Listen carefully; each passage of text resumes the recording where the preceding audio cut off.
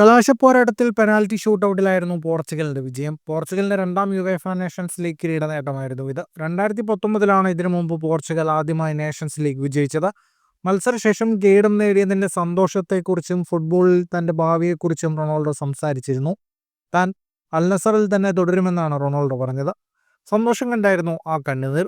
പോർച്ചുഗലിനായി എന്തെങ്കിലും നേടുമ്പോൾ ഞാൻ ഇങ്ങനെയാണ്. എൻ്റെ അഭിപ്രായത്തിൽ ദേശീയ ടീമിനായി വിജയിക്കുന്നത് പോലെ മറ്റൊന്നും ഫുട്ബോളിലില്ല. ഈ തലമുറ ഈ കിരീടം അർഹിച്ചിരുന്നു. ഫൈനൽ മത്സരം ബുദ്ധിമുട്ടായിരിക്കുമെന്ന് ഞങ്ങൾക്കറിയാമായിരുന്നു. പക്ഷേ ഞങ്ങളിത് അർഹിച്ചിരുന്നു. ഇത് ഞങ്ങൾക്ക് കൂടുതൽ ആത്മവിശ്വാസം നൽകുന്നു. ഈ വിജയം കൂടുതൽ ആത്മവിശ്വാസത്തോടെ ലോകകപ്പിലേക്ക് പോകാൻ ഞങ്ങളെ സഹായിക്കുന്നു. ഭാവിയിൽ മാറ്റമൊന്നുമില്ല. അൽ നസറിൽ തന്നെ തുടരുമെന്നും റൊണാൾഡോ പറഞ്ഞു. അടുത്ത വർഷം നടക്കുന്ന ഫിഫ ലോകകപ്പിലും റൊണാൾഡോ കളിക്കുമെന്നാണ് പ്രതീക്ഷിക്കുന്നത്.